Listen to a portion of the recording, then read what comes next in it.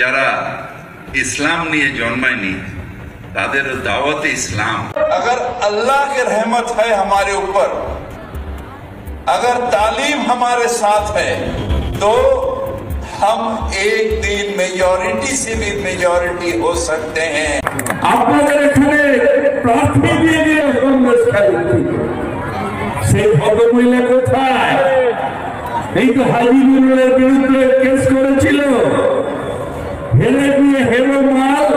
अगर अल्लाह की रहमत है हमारे ऊपर, अगर तालीम हमारे साथ है, तो हम एक दिन मेजॉरिटी से भी मेजॉरिटी हो सकते हैं। এটা হচ্ছে ক্যামোফ্ল্যাজ, এটাকে আল তাকিয়া বলে ইসলামের ভাষায়, অর্থাৎ কিছুদিনের জন্য মানুষকে বোকা বানানোর বুদ্ধি। মাননীয় মুখ্যমন্ত্রী চান যে পশ্চিমবঙ্গটাকে বাংলাদেশ বানাতে। এই সমস্ত জিন্নার বংশধররা আজও এই বাংলায় মুখ্যমন্ত্রী মমতা ব্যানার্জির পৃষ্ঠপোষকতায় লালিত হচ্ছে, পালিত হচ্ছে।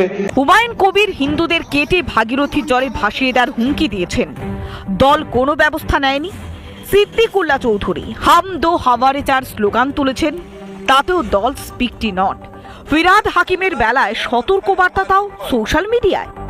কোথায় গেল তৃণমূলের শৃঙ্খলা রক্ষা কমিটি? নাকি লোক দেখানো বিবৃতি দিয়ে তলে তলে প্রশ্রয় দিচ্ছে তৃণমূলী? हम अपने आप को माइनॉरिटी नहीं सोचते हैं, हम सोचते हैं अगर अल्लाह की रहमत है हमारे ऊपर, तो हम एक दिन मेजॉरिटी से भी मेजॉरिटी हो सकते हैं। अल्लाह की ये मेहरबानी होगी जो हम अपने ताकत से ये हासिल करते हैं। হাকিম একটা বিষয়ে তিনি বলতে চেয়েছিলেন এক কথা, কিন্তু তার বাক্য গঠন, শব্দ গঠন যেভাবে গেছে তাতে একটা বিতর্ক তৈরি হয়ে গিয়েছে এবং বিরোধীরা সেটাকে একটা কুৎসার জায়গায় নিয়ে গিয়েছে। ওই বক্তব্য সেটা যে তৃণমূল কংগ্রেস অনুমোদন করে না বা তৃণমূল কংগ্রেসের বক্তব্য নয়, এবং তৃণমূল কংগ্রেস সেটা কঠোরভাবে নিন্দা করে। I am an Indian and I will die as an Indian. I am a secular and I will die as a secular. Mamata Bandyopadhyay রচিত, তৃণমূল যাত্রাপালা নির্দেশিত এই যে ঘৃণ্য অঙ্কটা, এই বেইমানির অঙ্কটা দলের মধ্যে, এ তাদের দলের সবাই জানেন, পশ্চিমবঙ্গবাসী সবাই জানেন যে তারা অপরাধকে প্রশ্রয় দেয়, তারা বিচ্ছিন্নতাবাদকে প্রশ্রয় দেয়।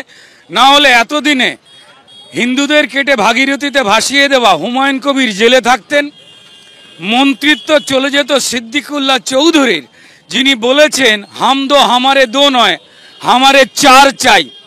তারপর এই ববি হাকিমের মন্তব্য, এই তিনজনকে কি একসঙ্গে ছুঁড়ে ফেলে দেওয়া হয়েছে?